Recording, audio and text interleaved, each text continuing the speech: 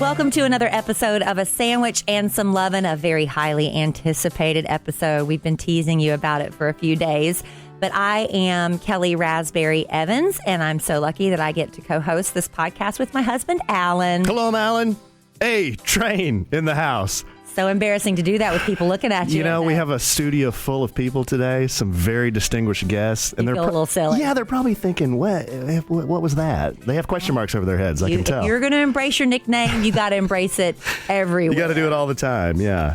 But we are excited to have some guests in our studio. Alan made the trek back down to the Kid Craddock Morning Show studios today because we have two very special guests near and dear to my heart for a lot of reasons, and to several of our listeners now. We're going to get some updates from doctors Kevin and Kathy Doody. Yay! Dr. Kevin, if you remember from a previous podcast and from listening to the radio, is the reason I have my soon-to-be 13-year-old daughter, Emma Kelly.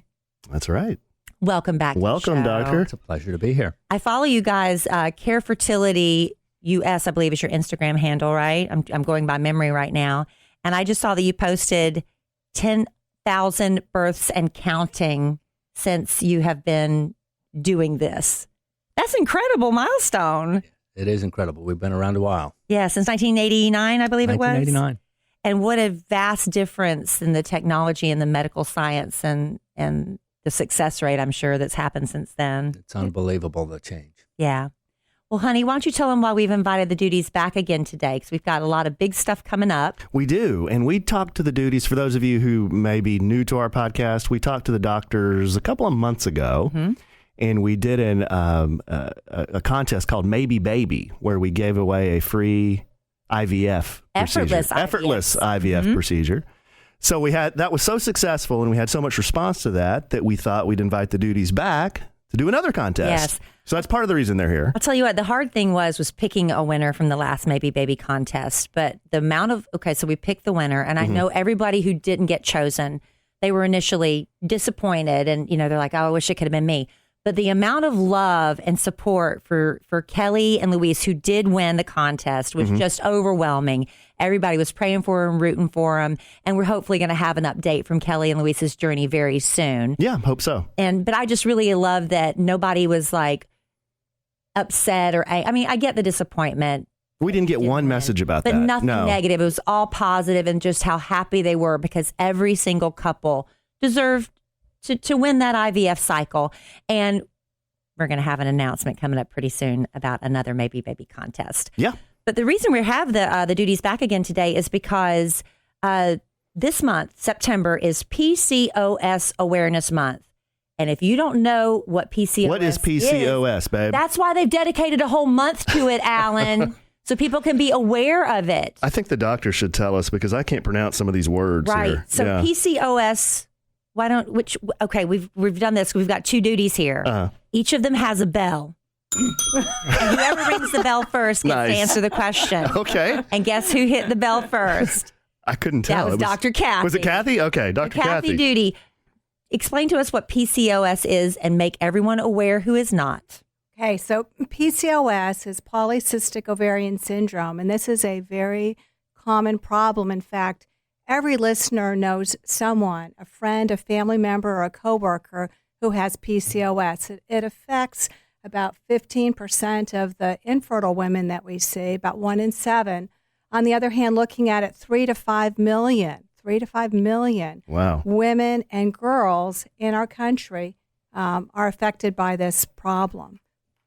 That's a lot. And so would you call this an epidemic or that? I mean, that's just a...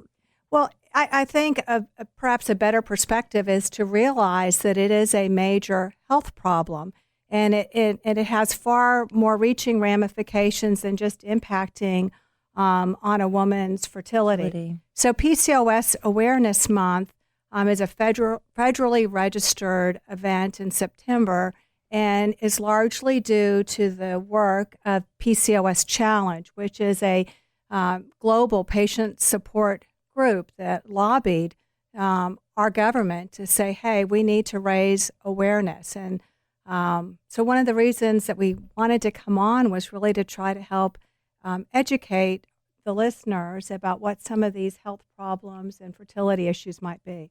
And I was seeing that, among the cases of PCOS that you know about, just some of the bullet points, that it was a staggering 50% of women living with PCOS are going undiagnosed.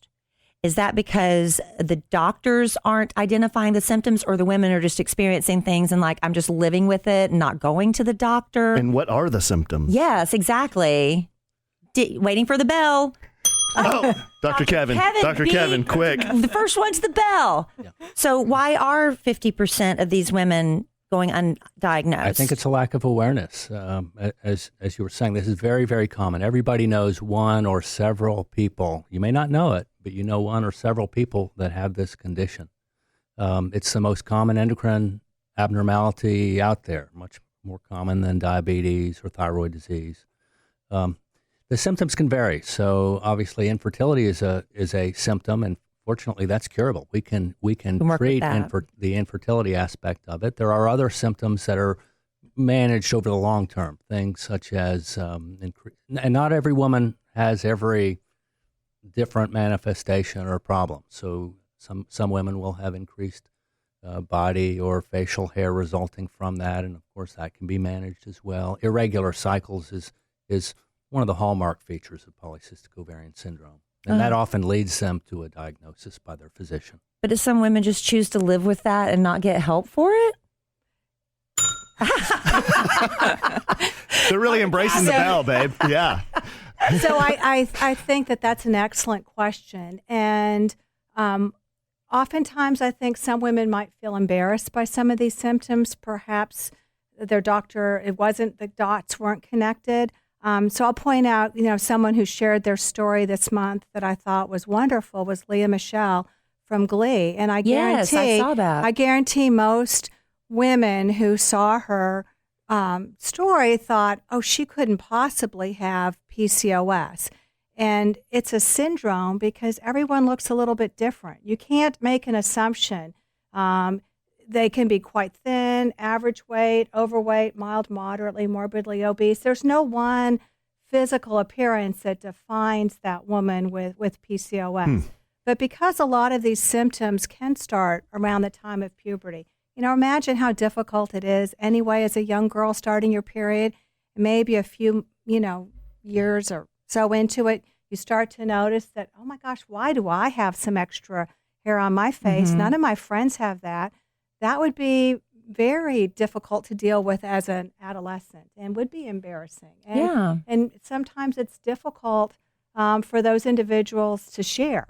And again, if the parents don't know about this problem, then they aren't able to help navigate what to do, with their child. So yeah, I would think maybe it's just a hormonal issue and my daughter's just, her body's trying to level out or something of that nature.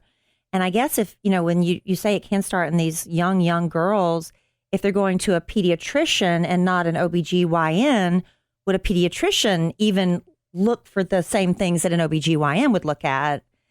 That's a hard thing, I would think. Because to take my daughter at 12 or 13, if she starts, she's got a little facial hair, do I need to take her to a gynecologist at 12 and 13 years old?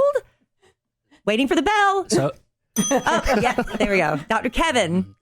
So I'd say that you're absolutely right. Most pediatricians, this is not something that's in their wheelhouse. Right. An OBGYN is certainly more appropriate to evaluate and to manage.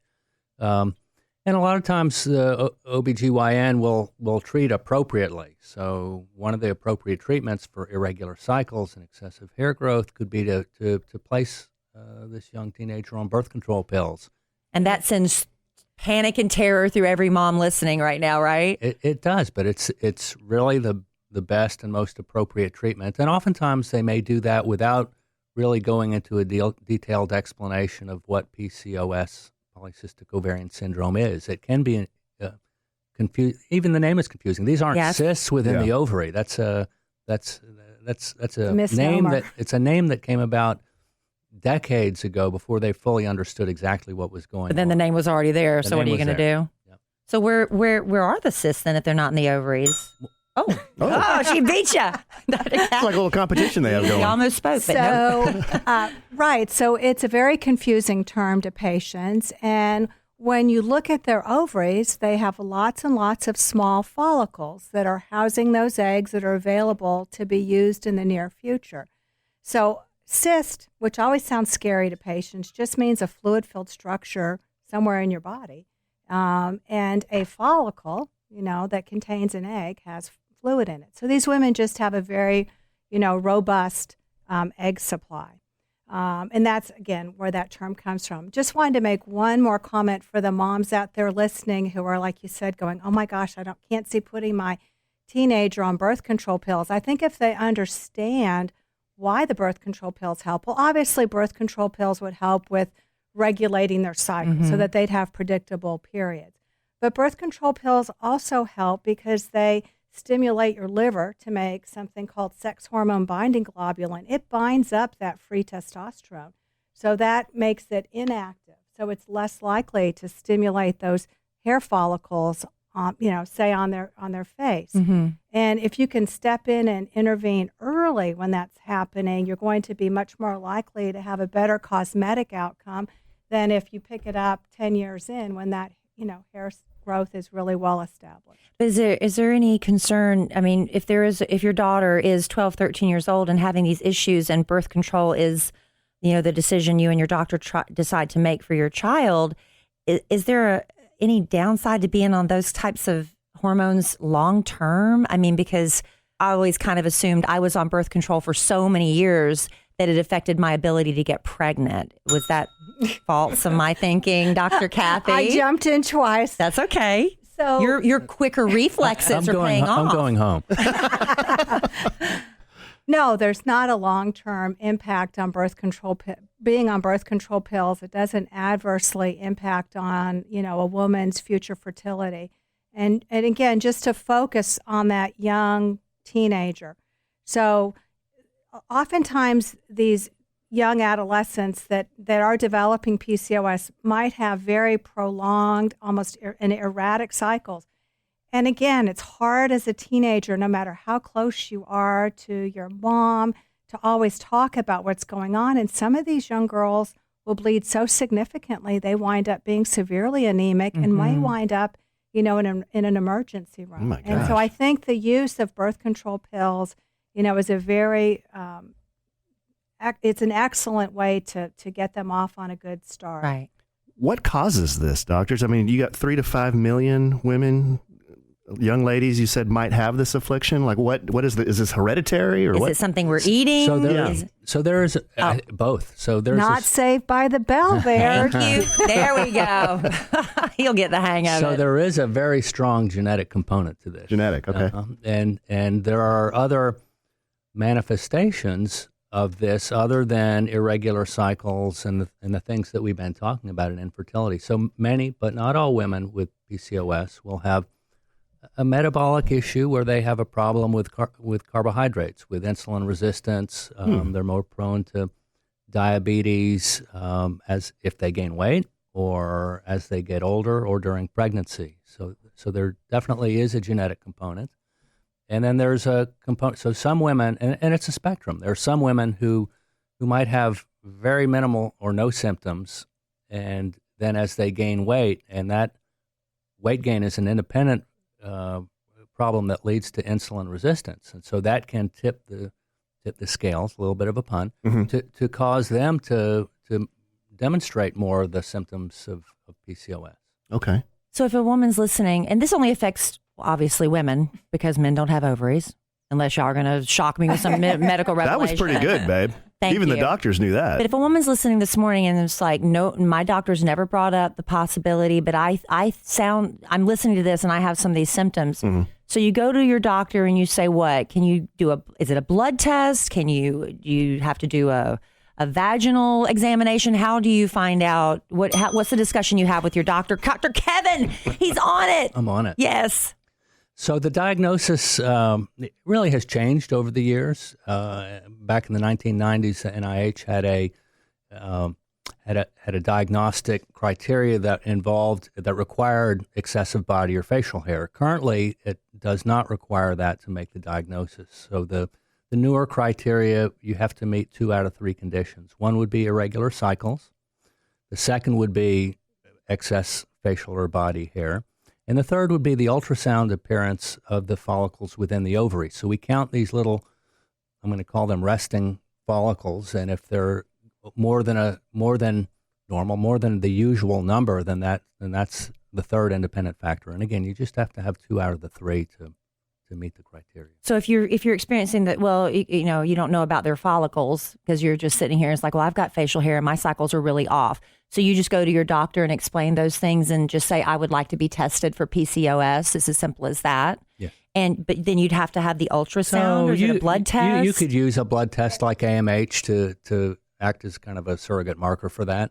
But it's not something curable, but it's something manageable is what we were, I think, gathering from that. Dr. Kathy. So, I certainly understand, as a woman, the reluctance to, maybe I don't want to have a vaginal sonogram done.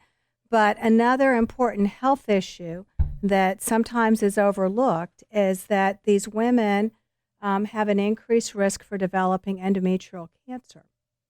And why does that happen? Uterine cancer. Uterine cancer. Ooh, I used a big word. So cancer of the lining of the uterus. And why does that happen? Well, that, like Kevin said, they have got a lot of these eggs that you can see on ultrasound, and those are all making estrogen. And that stimulates the lining of their uterus. But because they're not ovulating, they don't have that LH surge, they don't make the second hormone that is normally made in the cycle, which is progesterone. And that prevents them from having a normal, organized shedding of the lining of their uterus. And so cancer of the uterus, endometrial cancer, has been identified even in women in their 20s. And we certainly can, both of us, think of patients that have been sent to us in their early 30s only because the oncologist said, hey, she's got endometrial cancer. We need to do a hysterectomy, and we'd like you to do IVF and create embryos. I'm not trying to scare anyone. I'm saying be proactive out there.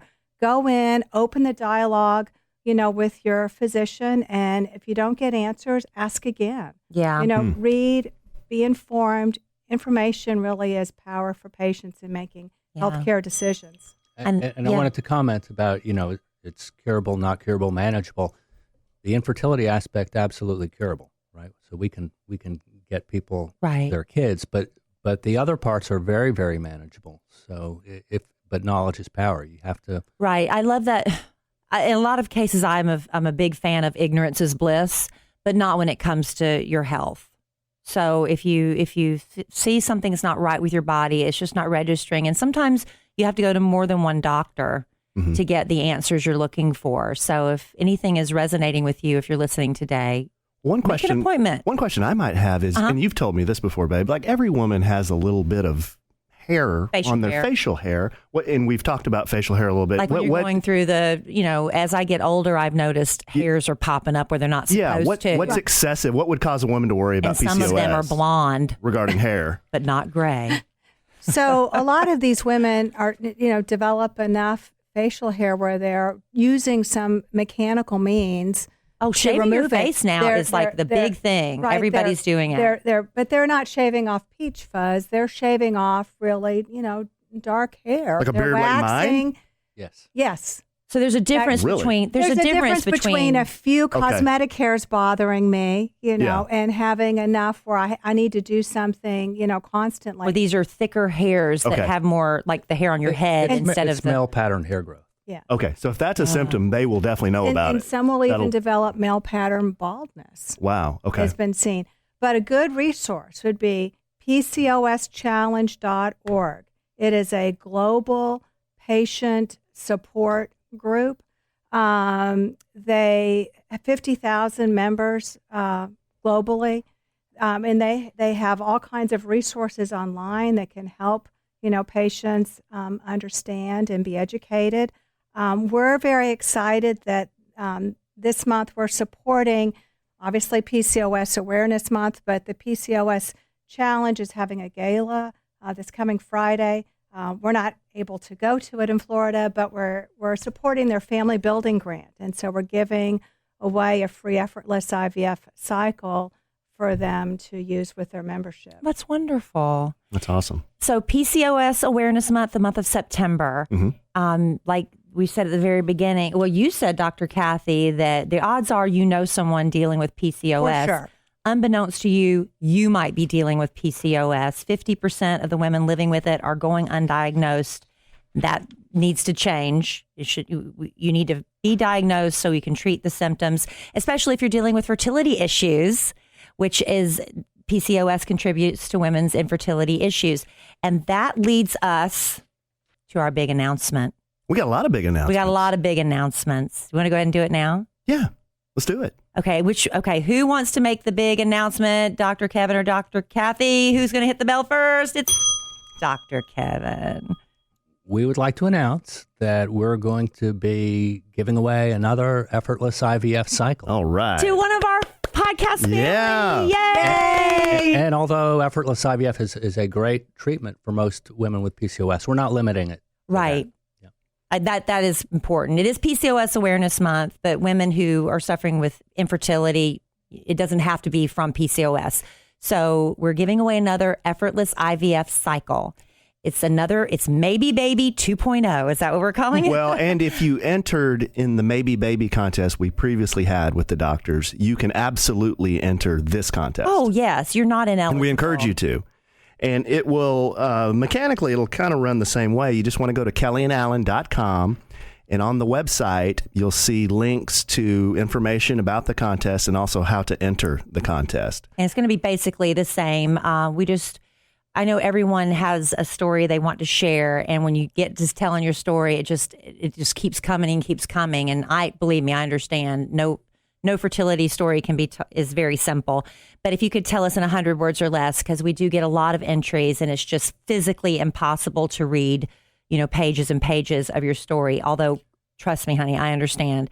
But if you could do it in 100 words or less, we'd appreciate that. And again, like Alan said, if you entered the last Maybe Baby contest, you are welcome to enter again if we did not draw your name. And this is something pretty exciting I found out from our last contest. And Dr. Kathy, since you were the one that shared it, I'll let you share this part. Because even though we didn't draw several people's names in the last contest. Well, we drew one out of hundreds. Yeah. Some very special things came as a result from people who did enter. So I'll agree. Every listener story, and I read every single one of them, was very moving. And at Care Fertility, we've been very fortunate over the years to participate in FDA trials for IVF. And so we were able to have 6 patients get a free IVF cycle that way. They were candidates for our the study we were doing at that time. So, please share your story. We want to look for every possible way we can help you create or build your family. Yeah, isn't that great? So we had 7 total from the last contest, which that made me almost want to cry. Me too. I'll be excited. Hopefully they will all keep in touch and let us know about their little miracle babies. But we'll have hopefully more updates on them. And so again, for this round 2 of Maybe Baby, I'm just so grateful that y'all are doing this again. It's such a beautiful, generous thing because it is an expensive process. Effortless IVF, a little bit less expensive than traditional IVF, and that's what we're giving away. Why don't I just save you the bell since Dr. Kathy explained that. What's the difference again for those who missed the last show we did on this, the difference between Effortless IVF and just regular IVF? So they're both in vitro fertilization, but Effortless IVF is a more streamlined process. So the process of IVF involves taking medicines to stimulate the ovaries to produce eggs. We've refined a way to be able to do that without doing multiple office visits. And we've also streamlined what happens normally in the laboratory. So instead of the fertilization and embryo development happening in a fancy IVF laboratory, it's happening in a little capsule that's placed into the vagina where the woman actually maintains the right environment, the temperature and otherwise for the fertilization and embryo development. That's really huge. Amazing. It's huge. And as Dr. Kathy was saying, it's the women who are going through this and the husbands and everybody, they're sharing this story. And it's reaching around the world. You've got people flying in from other parts of the world to go through this effortless IVF. Right. Recently, we saw a couple from Africa. We have another one coming in November.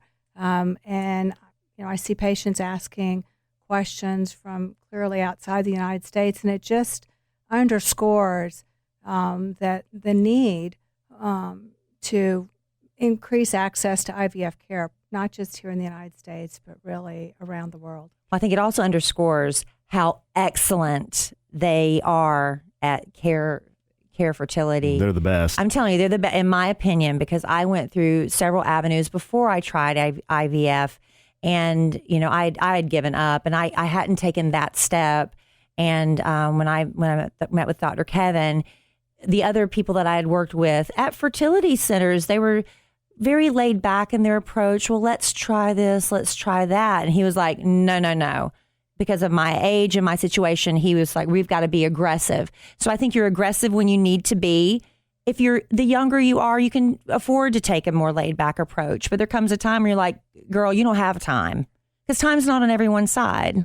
That's right. And back to PCOS. So young women with PCOS oftentimes are treated in a very simple way. Yeah. But IVF is a good treatment for those that need to be aggressive. Right. And that was me. Hey, babe, and one thing I thought we would mention, our listeners might be wondering, well, am I eligible to enter this contest? We have all that information on the website. Right. There are a few eligibility requirements. Right. And if you're currently a patient of Care Fertility, you're already under the care, so you're not eligible. Right. And they would like you to be under the age of 40, and there's some other things like that. But all of that information is there for you on our website, because that leads me, the under 40 thing, we're going to get to that in a minute too. I've got so much to talk about.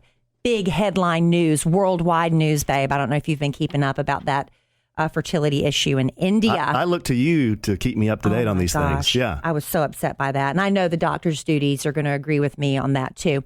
But this is a really great time to talk about a new sponsor for the A Sandwich and Some Lovin' podcast. I want to tell you about Lola.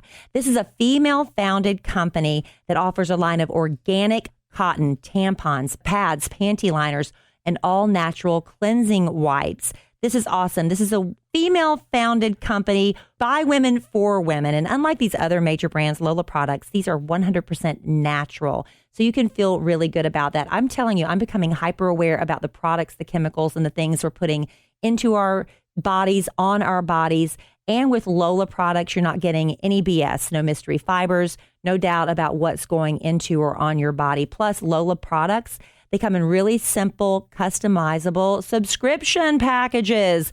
We love everything delivered to our doorfront, even our feminine hygiene products. Now, listen, you might not realize this, but the FDA doesn't require brands to disclose a comprehensive list of ingredients in their feminine hygiene care products. Why not? Well, most of them don't do that because they don't have to. Lola offers complete transparency about what is in their tampons, pads, liners, and wipes. Now, Lola is going to make that time of the month just a little bit easier for you because their subscription, like I said, completely customizable. You can choose your mix of products, your mix of absorbency, the number of boxes you receive, the frequency of your delivery. It's super flexible. You can change, skip, cancel your subscription at any time. And Lola's wipes, these are the first biodegradable, all-natural wipes of their kind. Perfect when you just need a little refresh. You know what I'm talking about, ladies. So listen, if you want to get 40% off your first month subscription, just visit mylola.com and enter the promo code SANDWICH when you subscribe. Again, go to mylola.com when it comes time for you to enter that offer. Use the code SANDWICH and you'll save 40% off your first month subscription. I went on my Instagram and we can sit here and I can ask all the questions in the world, but I'm not currently in the process of going through infertility. And so I asked anybody who follows me on my social media, who listens to our podcast, to submit their questions. And I could go on for days and days, but we are limited. So I do have a few if it's all right. And if y'all want to, we'll do the bell contest for this one. Do you think you're going to stump them, babe?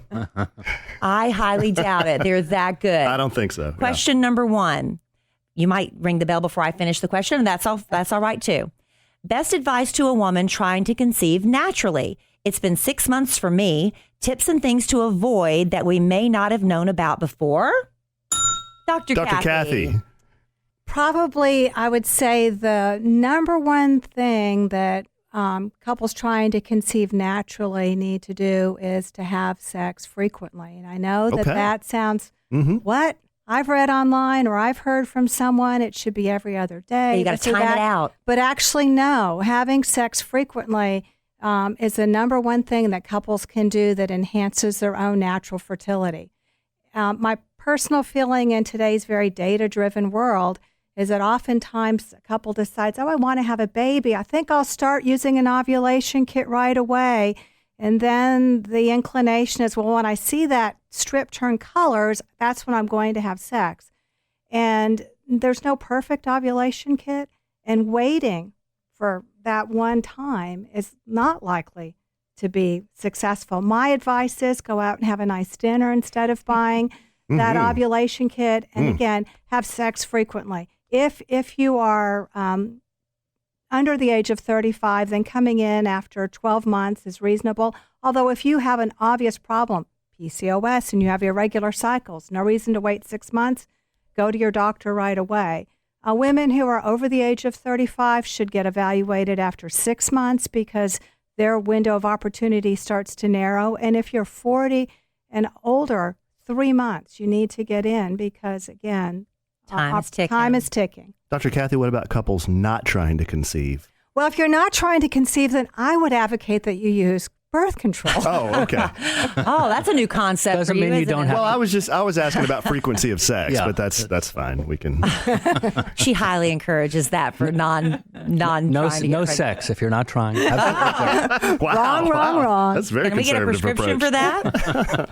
Question number 2. If we're able to get pregnant through IUI, but all 3 have ended in miscarriage, would it be wise to jump into IVF? My fear is we would go through all that IVF entails and would end in miscarriage again. What type of tests or preventatives can be done to avoid a miscarriage when undergoing IVF? Dr. Kevin. So first of all, I'd say that's called recurrent miscarriage. So this person has had 2 or more. This person has had 3 pregnancy losses, and that through IUI in and of itself deserves evaluation, even if you haven't had difficulty getting pregnant at all. And so there are 3 broad categories of things that can cause the miscarriage, and they need to be tested for. So genetic issues, there are some immunologic type issues. I don't know what that word means, Dr. Yeah, Doody. just some blood tests. Blood tests. Okay. And there are anatomical problems, so uterine structural issues that could be contributing. So depending upon the cause. And if your miscarriages are found to be due to a problem that's common as women get older, where the embryo doesn't have the right number of chromosomes, that is a special case where IVF can be an advantage. In many cases, one can test the embryos for chromosomal abnormalities. We call this pre-implantation genetic testing, and that can help get to an embryo that's normal more quickly than just trying naturally or through insemination. Right. I remember in my experience, now I'm going to be a little fuzzy because with time things do get a little fuzzy because Kelly's almost 13. I remember when I went to see you, you were the first fertility doctor that told me if I did conceive that I probably wouldn't be able to carry the baby to term because I had so much stuff going on in my uterus. I had the beginning stages of endometriosis. I had a lot of fibroids and things like that. Could that possibly be this? Because you told me I had to have surgery to basically clean out everything. Was that a DNC? Is that what I had? And then I was cleaned out. You said, you were exactly right. You said, Kelly, you're going to be down for the count for 5 days. And after 5 days, exactly. I could barely, it was painful. I would go through it a million times again if it gave me my baby, because sometimes these processes aren't always easy. But that surgery was some serious surgery, cleaned me out, gave me a clean slate to start with. But you told me I wouldn't have probably been able to carry a baby if I hadn't had that. So I'm not going to go into your You detail. have permission to tell anything you want. So fibroids certainly can cause difficulty getting pregnant, and they can cause miscarriage, preterm delivery, depending. A lot of women have small fibroids that are more toward the outside of the uterus, and those are no harm. But if the fibroids are large or close to the cavity, they certainly should, that needs to be corrected before you try and get pregnant. Did I have what was that called, that procedure I had? So we did a laparoscopy and a hysteroscopy. Okay, I don't know. I thought Yeah. a myome. Oh, I don't even know what I had. I had a myomectomy. Well, it's a long time an ago. Ovarian Yeah. cystectomy for I had an ovarian cystectomy. You had an endometrioma. of the ovary. Yeah. Wow, babe. You had a Look lot what of, all I had. I was lot a of mess. stuff, babe. I was a hot mess. And I'm sidestepping. I'll get back to the questions in one second. But I was talking to, I don't know if it was you guys I was talking to or someone else, that they have made some advances from even when I had conceived Emma Kelly. Used to be, and correct me if I'm wrong, this might be misinformation I was given, but I remember when we implanted the embryo and I had to hold my pee. They make you drink a ton of pee and water. Oh, gosh. Alan, this was so awful. You had to hold your bladder for 30 minutes. And I'm lying there on the table, and about minute 25, I start crying. I was like, I can't hold it. I can't hold it for 5 more minutes. And the lady and the nurse was so, Alan, so the lady, and I'm about to wet my pants. Yeah. So I come down and like somebody's in the first bathroom. I was like, oh, so I go down to the second bathroom. And while I'm peeing at like minute 27, all I can think about is I'm peeing out my baby. I'm peeing out my baby. What? Alan, I was told 30 minutes. And it was really hard, especially after I had the surgery, because I had, all that stuff had been going on inside of me. I wasn't. You didn't really think that. Alan, they told me I had to hold it for 30 minutes, and I thought there was a chance that I blew it because I didn't make it the full 30 minutes. Oh, okay. You assured me it was probably going to be fine. Yeah. That 27 minutes was fine. But I heard you don't have to do that anymore. Right. So some of what we did in the past was what I call voodoo medicine. We did it because people who were successful initially did it, bed rest after the embryo transfer, et cetera. And over time, people have done studies to evaluate whether these types of interventions or bed rest and all that are holding beneficial, your pee. and they're not. So we feel very confident. It's easier for the patient. Good. I'm so glad, because that doesn't sound not fun. No, that doesn't sound fun. And then the stress of thinking I blew it, but I didn't. I have my beautiful daughter. When my daughter, Emma Kelly, was born, I started reading to her from when she was just a really tiny little baby. And I think that really helped her develop a love for books at such a young age. And that's what I love so much about Literati. Now, kids also love getting things in the mail. They get so excited when their name's on the package. This is a book subscription service for your kids from very young all the way up, all ages. And I'll tell you what, as a parent, when it comes to books, it's hard to find new ones that are educational and entertaining, and you're not reading the same ones over and over and over. And that's another beautiful thing about Literati. These are curated by teachers. Each month you get 5 teacher-approved books for your child.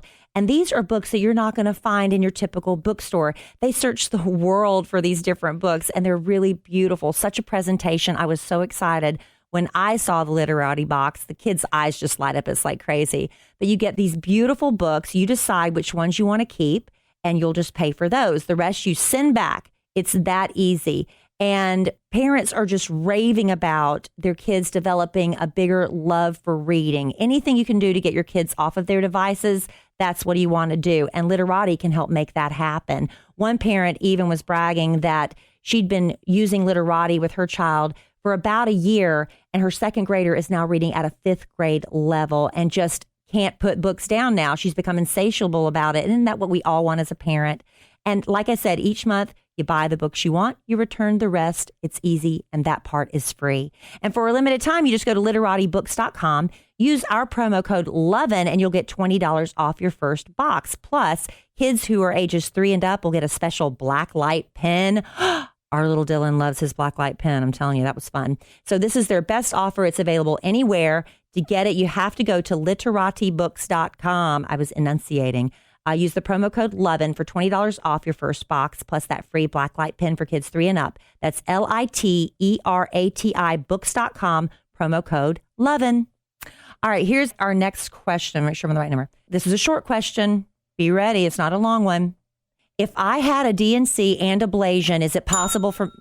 Wow. Now, Dr. Kathy's Dr. on it. Kathy in there for me quick. to still get pregnant. Dr. Kathy.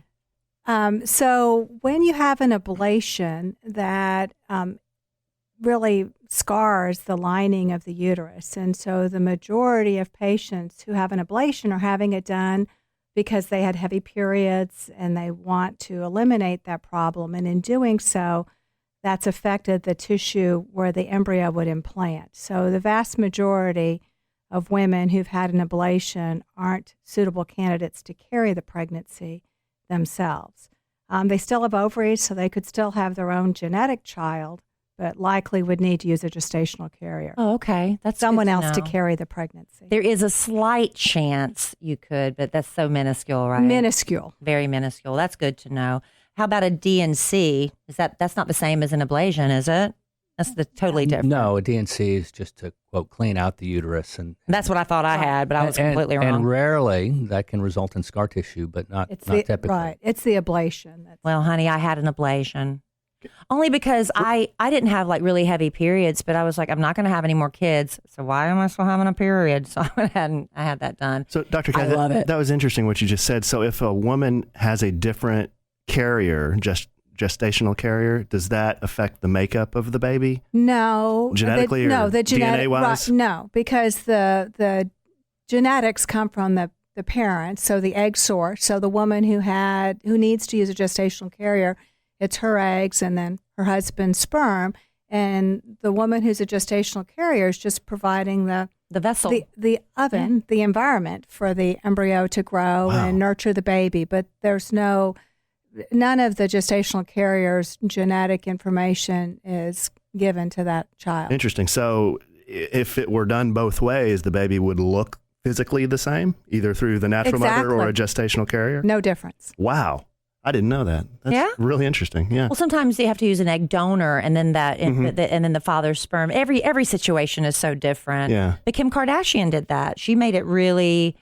People were using the terms incorrectly. They were saying she had a surrogate. A surrogate and a gestational carrier are two different things, right? A surrogate can be what we call a traditional or a true surrogate. It would be her eggs and the uterus for caring for the intended parent. So there would be a genetic link.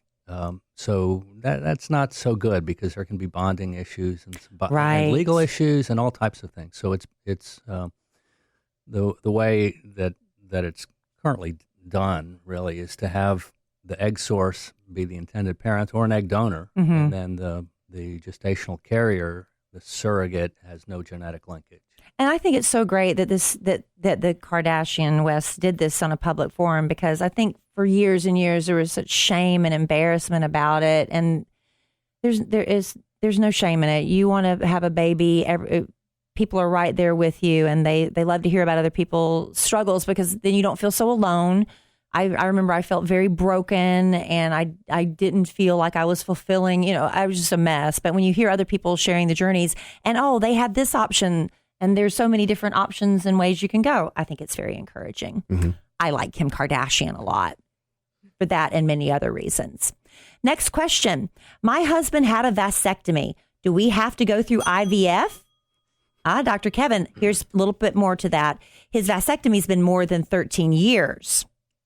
So what's the best way to handle that? Right. So if it's a recent vasectomy, and I'm going to just say 3 years or fewer, then having a vasectomy surgical reversal is certainly an option if you can find a good microsurgeon that's experienced in that. That's within 3 years, though. That's within 3 years. Once you get beyond that, you start to have little what we call epididymal blowouts. So before the vas deferens is able to get the sperm into the ejaculate, there's a network of ducts right outside the testicle that typically they get scarred, and people develop sperm antibodies. And so doing a reversal, I'm not saying it can't work when it's been beyond 3 years. It's just much less likely. And IVF is actually a less invasive way to have a kid than doing the surgical reversal of the vasectomy. It just involves essentially needle sticks, both to the man to get the sperm out of the testicle and to the woman to get the eggs out of the So he can still produce sperm, but he's going to need a little bit of help. Sure. Yeah, just no exit out of the testis. In both scenarios, of course, you get anesthesia. Oh, good. Right. No pain for either one. It's just a needle stick. It's not a recovery time frame. He's like, right, yeah, I would say most guys would agree they'd rather have a needle stick than actually have, an incision, a cut on their testis. I'll tell you what most guys don't like to hear is needle stick and testis in the same sentence. But again, remember, anesthesia. You're asleep. Anesthesia? You're not But you aware. have to have a needle stick to get anesthesia. but in your That's in your arm. Oh, okay. You Not thought in. they did it. I thought they did it in your testis. Oh, that was really Well, I don't know. Well, there's no dumb questions. Isn't that what we're told? Well, All right, next question. First of all, Kelly, so excited you're having your fertility doctors on again. Could you please ask them their thoughts on HGH as an addition to stimulation protocol? It's new in the research, but could improve egg quality and overall outcome. Thank you. So I'm going to address this one because But this person actually knows what they're talking about. They're talking about protocol, so they're on WebMD. right? growth hormone has been postulated as a way to improve egg number or egg quality for years. And I remember first using it literally 1989 or 1990. So this is When not, you first started. This is not hot off the press. We know that there are growth hormone receptors within the ovary.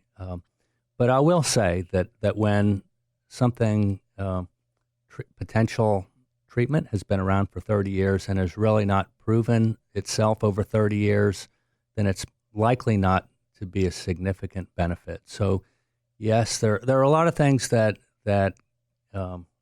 we look at to see if we can improve outcomes that at first get us quite excited, and with further scrutiny really don't stand the test of time. Yeah. And this is one of those. I think that evidence is lacking. If there may be some patients that might benefit, but we really haven't figured out if there is a benefit, how to identify those patients that might. Okay. And we'll just do one last question because I want to get to that India couple. My wife and I have tried for years to have a child together. She has 2, I have 1 from their previous relationships, and we have failed. But after her second child, she had her tubes tied. Now, he wrote a really long letter, so I'm going to paraphrase this part. He explained that she had many failed attempts at getting pregnant, and then after she finally had her second child, that's when she had her tubes tied, and that was back in 2003. All right. So we thought she couldn't get pregnant at all because of that, but she has 3 or 4 times, and we've lost the babies each time. So here's my question.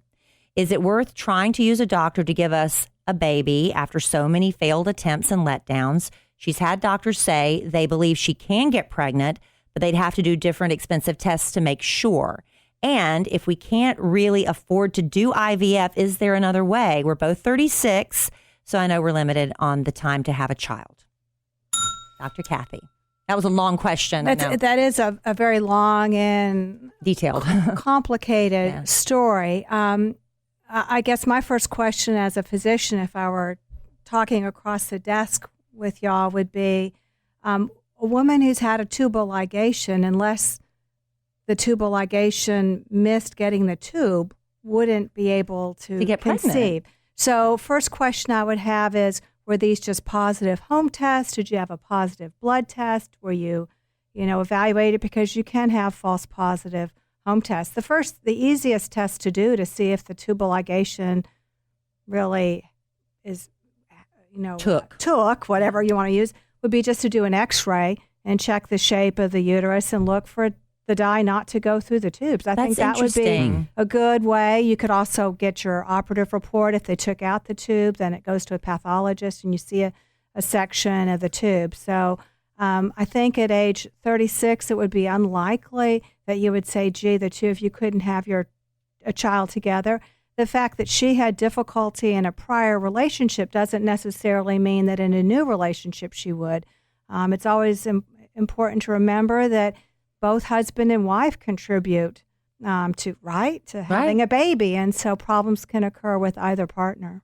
It's interesting though. They might assume, like you were saying, that that didn't occur to me. Mm-hmm. They might have taken the home test, like you said. It showed they're pregnant. They go to the doctor, test not pregnant. They assume they miscarried. That could be a possibility. Right. Interesting. Or sometimes someone might interpret just being a little bit late on their period as, oh, I'm normally every 28 days. That month I was 34 days. I must have had an early pregnancy loss. Whereas any woman, even fertile myrtle, can have an off month and might have a month where she doesn't ovulate. And you can get, unless I don't know a lot about tubes tied procedures. You can have the tubal ligation reversed. You can In fact, right? Right. So, and we have done sterilization. We've reversed a woman's tubal ligation for 30 years. And oftentimes couples. She was tied for 30 years? No, we've done it. Oh, you've, oh. I was like, whoa. Now, the duration of time, that's a good point. How long it's been since your tubal ligation has no bearing on whether or not it will work. It's different than the guy having the vasectomy. But the majority of couples who have had a tubal ligation actually prefer to have their sterilization reversed because they want to get pregnant naturally at home. And comparing that to one IVF cycle for many patients, depending on the type of tubal ligation, how much tube is there, might actually offer them more opportunity than just one IVF. But Although of course, tubal ligation I will can do say IVF. that a lot with effortless IVF being more natural, we're seeing a lot of patients with sterilizations who want that type of treatment now as well. Hey, real quick, have you heard me talking about my Rothies? I know you have. I love my Rothies so much. In fact, I just had a swap party over at the house, and the girls all wanted to come see my great new closet that I just had put in. But then they spotted my Rothies. They all wanted to try them on. They couldn't believe they were made from recycled water bottles. But it's true. Rothies are the most stylish, sustainable, comfortable flats you're ever going to own. And they're really super cute. They have fun, playful designs, little fun pops of color you can add to an otherwise drab outfit. They work with everything from yoga pants to dresses to skirts. I love the Audrey Hepburn vibe I get when I wear my Rothies. I love my fun little red pointy toe camo colored flats. Those are so fun. I never see anybody else wearing those.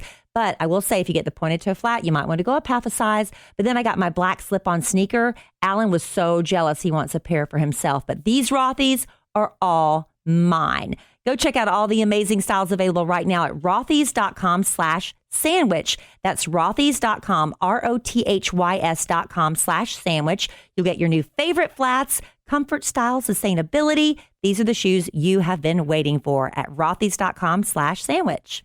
All right, so real quick, we're going to get to my hot topic of the week. I feel like one of those talk shows now, but it came across the news. It was headline making news over in India. She was like 70-something, 74-year-old woman who had been childless. She said she'd gone her whole life sad, depressed because all of her other friends were having babies and she and her husband never could conceive. So she and her husband in their 70s, I think he was even a few years older than she was, found a doctor. This is an Indian couple. They found an Indian doctor who said, we did the psychological testing on her and found out that, and him, and found out they're not crazy. So the doctor agreed to it. It was obviously not her eggs, used an egg donor. So this 74-year-old woman, I was livid when I heard this, and I feel for any woman who longs to have a baby. I get it. But you cannot do that at 74. I think it's unethical. It wasn't fair to those babies. And what happened? She has to have a C-section. She's in ICU because it's a high-risk delivery, obviously. A week later, Daddy has a heart attack. He's in ICU. Good Mom's Lord. in ICU. What's going to happen to these two little twin girls? What about the babies? The twin So there were twin girls. girls? Okay. I was furious Are they healthy? about this. The babies were fine, I believe, right? I mean, they're almost 2 weeks old, and they don't have parents that can. So there's so many levels of this that I think ethical are issues and medical issues. Exactly. First off, I agree. You wanting to be a parent, but at some point you have to say it's too late. Right. And I think many, not all clinics in the United States have some cutoff, and so we use age 50 as a oldest before that we would still transfer an and that's embryo. the natural age of menopause. Right. So that's that seemed logical, to us. But as women move through their 40s, they have an increased risk for, heart disease. And so I think when you start looking at women that are certainly 43, 44 and older that want to go through treatment, I think seeing a cardiologist is a very important part. You want to make sure, I always tell patients, we want to make sure not just that you can get pregnant, but that the pregnancy is healthy for both you and your child. Mm-hmm, and if a woman were to have, significant issues, then of course you wouldn't want to transfer embryos. But you'd only put in one. There's so many wrong reasons. And as a parent, of course you want the best for your child, and certainly we all want to be there for our children. Mm-hmm. And I couldn't imagine, there's just no way you're going to be there to raise those children. And the thing is, Wow. why now? Because in vitro fertilization and these types of procedures have been around for long enough where she could have done this at an earlier 1978 age. was the first baby. And so she could have done this decades ago. And why wait till you're 74 to finally get through it? It just boggles my and mind. just Doesn't make any because you sense. can do something Doesn't mean you should. in medicine, right? I mean, as physicians, I think the onus is on us Right. to say, ethically, I think that's the wrong move. And then you have to, obviously take the time and explain. And this happened in India and not the United States, and we all hope that this would never happen here. But then you look back to the Octomom story, right? So Right. that's a situation and where kind of a physician, I'll call it a crazy physician and a crazy patient, has very bad judgments. We see less and less of that now, don't we? The multiple births. We're not seeing those astronomical numbers anymore. Right, Is it because the medicine got better? Or is it because mentally the doctors are like, oh, no, we're not. What So I changed think that? it's a combination of things. One, we have a greater recognition of the pitfalls of having multiple pregnancy. It's not more is better, and we've gotten so much better in terms of our ability to grow embryos and to select which embryos are going to be healthy. We don't have to put in multiple embryos in order to have a good success rate. Because I seem to remember going way back to John and Kate +8, the Goslings.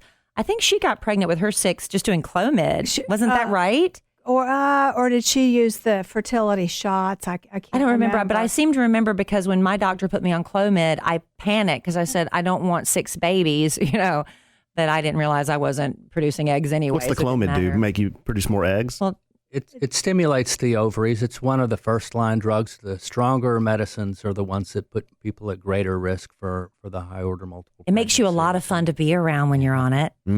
Oftentimes, Please don't take it. No, Yeah. it does not make you fun. It messes with your. But that's interesting. Really quick to wrap up. IVF isn't always the first. That's not the first treatment. There are several stages of infertility treatments people go through. IVF, I guess, is considered the last resort. So for the average woman going in, let's say she's 35 years old, 36. She's done the 6 months. So what would be the first course of action for someone coming in that otherwise seems to be healthy? So going back to Polysystic Ovarian Syndrome, if that's the underlying cause, then we would treat that with Clomid, and perhaps with intrauterine inseminations. That's really the best IUIs. IUI is the best way to do that. So that's a very kind of low tech approach, but it really depends on the cause. If it's a sperm problem, try and correct that. If it's a tubal problem, address that, or a uterine problem. You have to get to the source before immediately jumping to, say, IVF. Right. and important to remember that even if there seems to be, quote, an obvious cause, gee, I don't have periods, it's important to do a thorough evaluation of the couple, which is relatively easy. You can accomplish that within, a 4-week time period. And that avoids doing treatment and finding out down the line, oh gosh, her tubes were blocked or husband's sperm count isn't normal. So I think it's important to always lay a very good foundation with testing, which allows you to look at each couple individually and come up with what their best treatment options are. Because it's not always the same for everybody. Your journey is not someone else's journey. Your journey is your journey. But hopefully the destination's the same. That's right. Hopefully. The goal Yes. is to have that baby of your dreams. Absolutely. And we're hopefully going to make that happen for another couple with maybe baby 2.0. I don't know if that's what we're calling Well, it. it's the Spotlight on PCOS contest. The Spotlight on PCOS contest.